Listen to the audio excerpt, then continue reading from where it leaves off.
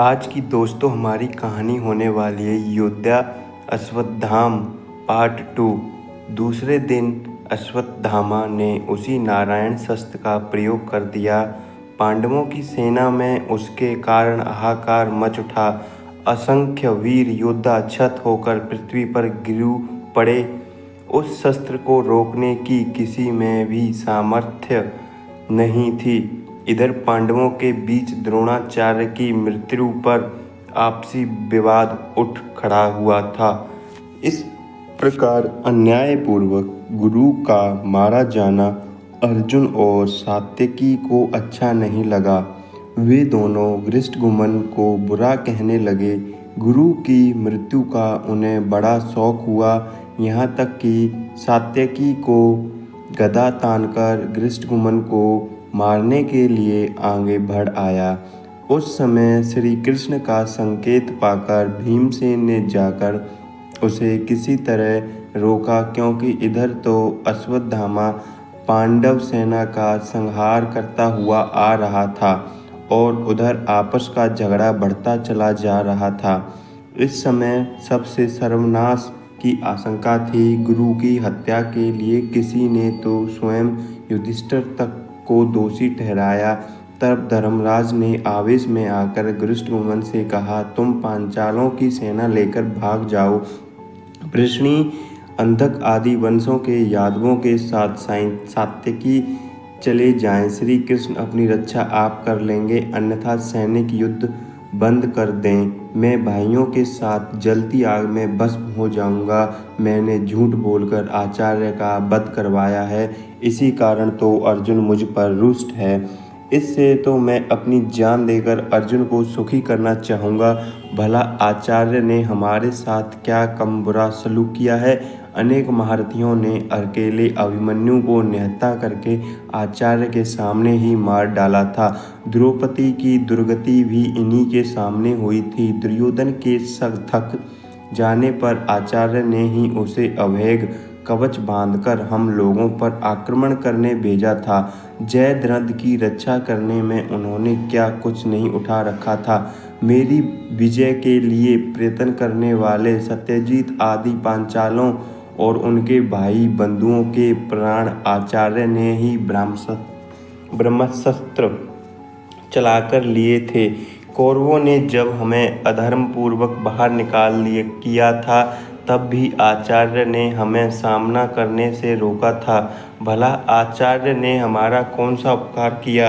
युधिष्ठिर के आवेश को देखकर सभी योद्धा एक साथ थम से गए।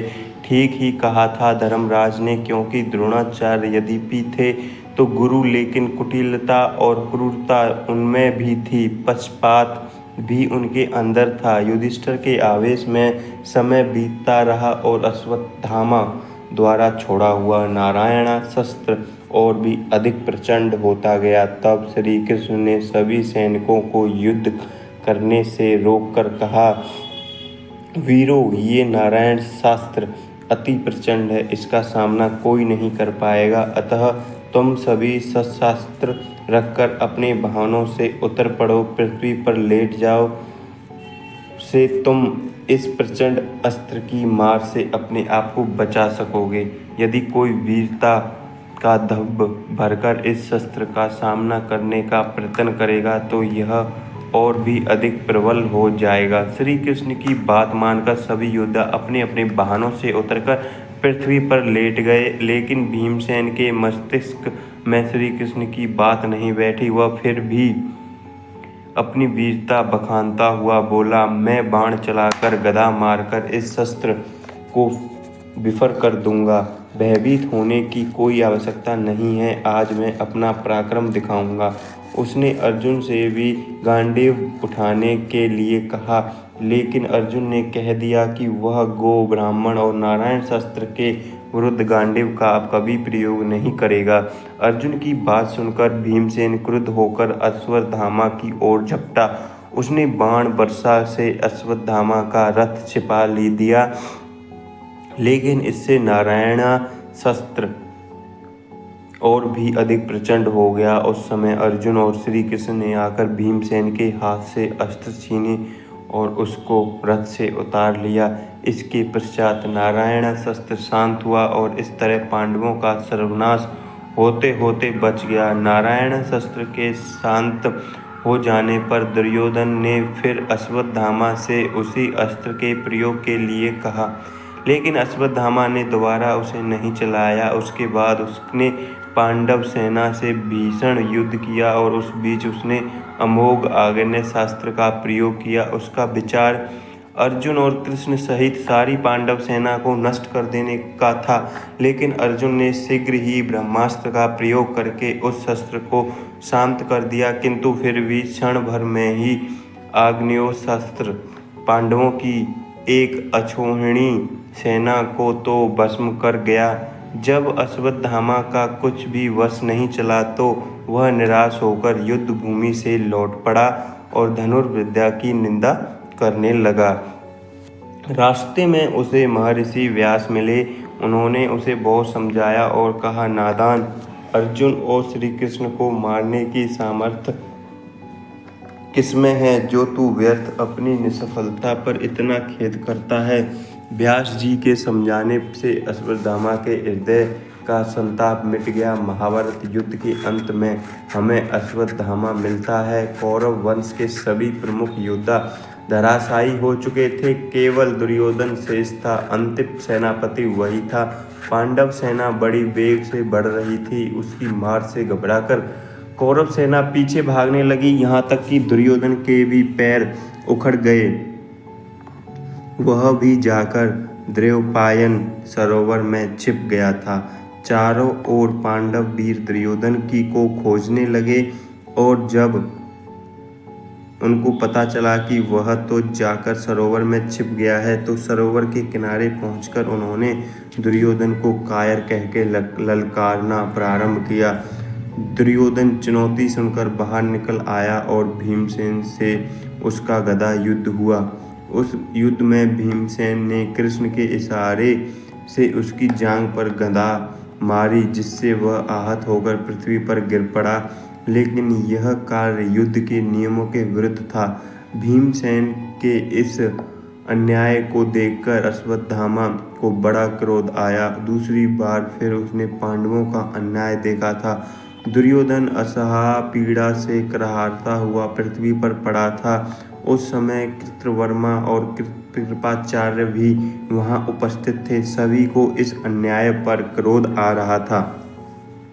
अश्वत्थामा से नहीं सहा गया तो उसने हाथ उठाकर प्रतिज्ञा की कि वह पांडवों का इसी प्रकार नाश करेगा, करके ही संतोष की सांस लेगा। दुर्योधन ने अश्वत्थामा की प्रतिज्ञा सुनी तो उसे ऐसा लगा कि मानो अभी कौरव पक्ष में और जान बाकी थी। तुरंत ही उसने कृपाचार्य से कहकर अश्वत्थामा का सेनापति पद पर अभिषेक करा दिया। अश्वत्थामा ने इस उत्तरदायित्व को संभाल तो लिया, लेकिन अब सेना भी तो नहीं बची थी, इसलिए अपना वचन पूरा करने के लिए उसे अपनी शक्ति का ही भरोसा था।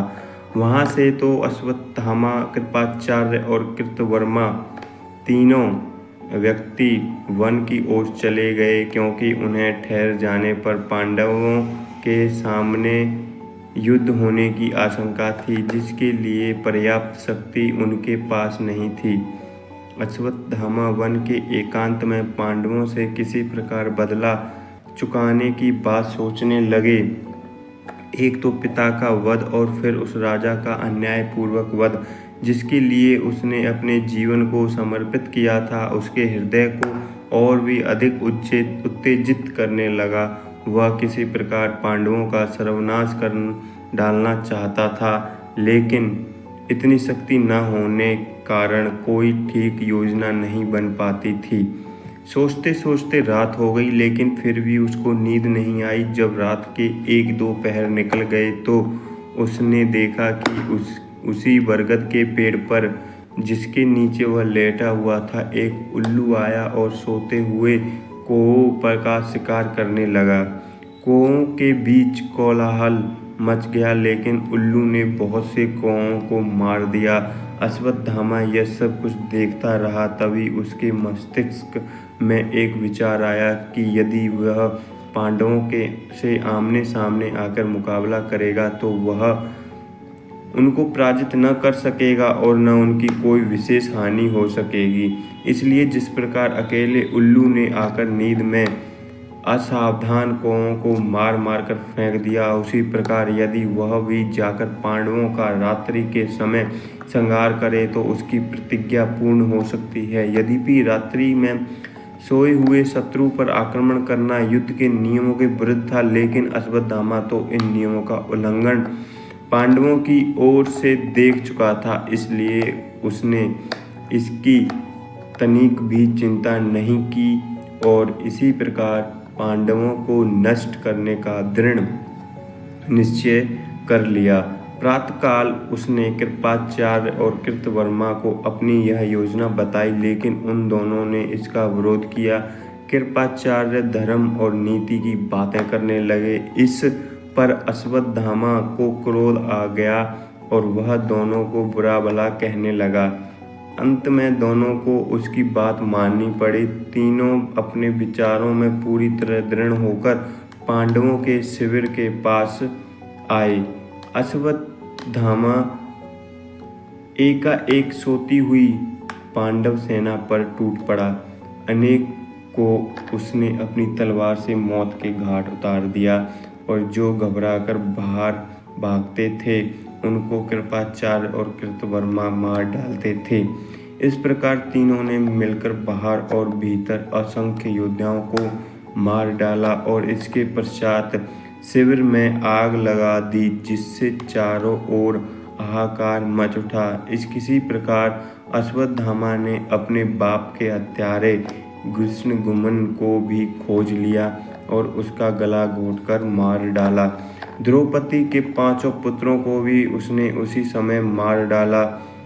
अश्वत्थामा का क्रोध उस समय इतना प्रचंड हो उठा था कि न्याय, दया, धर्म आदि तो उसकी दृष्टि से मानो पूरी तरह ओझल हो चुके थे।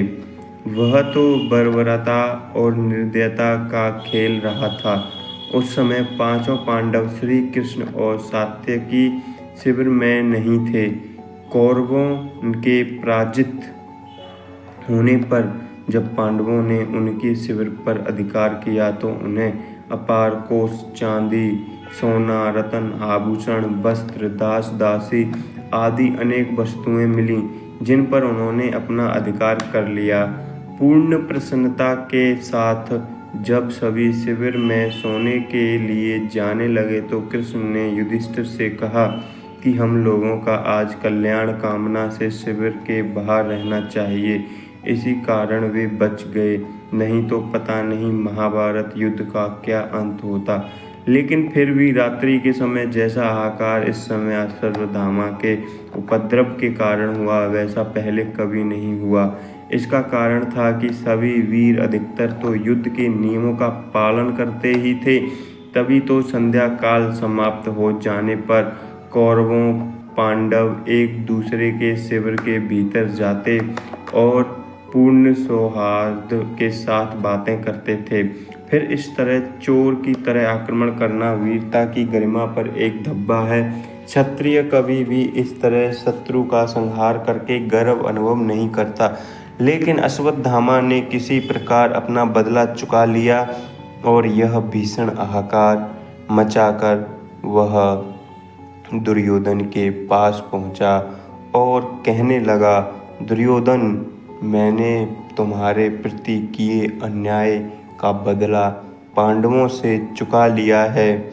मैंने उनके शिविर में आग लगाकर उनका सर्वनाश कर डाला है। 5 पांडव श्री कृष्ण और सात्यकी तो अवश्य बच रहे हैं, क्योंकि वे शिविर में नहीं थे। बाकी सभी को मैंने यमलोक पहुंचा दिया है। तो दोस्तों, ये था कहानी का पार्ट 2। एक और पार्ट 3 आएगा दोस्तों। अगर आपने अभी तक पार्ट 1 नहीं देखा तो पार्ट 1 ज़रूर जाकर देखिए। और अगर आपको हमारी ये कहानी अच्छी लगी हो तो वीडियो को लाइक कर दीजिए, चैनल को कर दीजिए सब्सक्राइब और कमेंट में अवश्य बताएं कि आपको हमारी कहानी कैसी लगी और नेक्स्ट कहानी भी लिखना।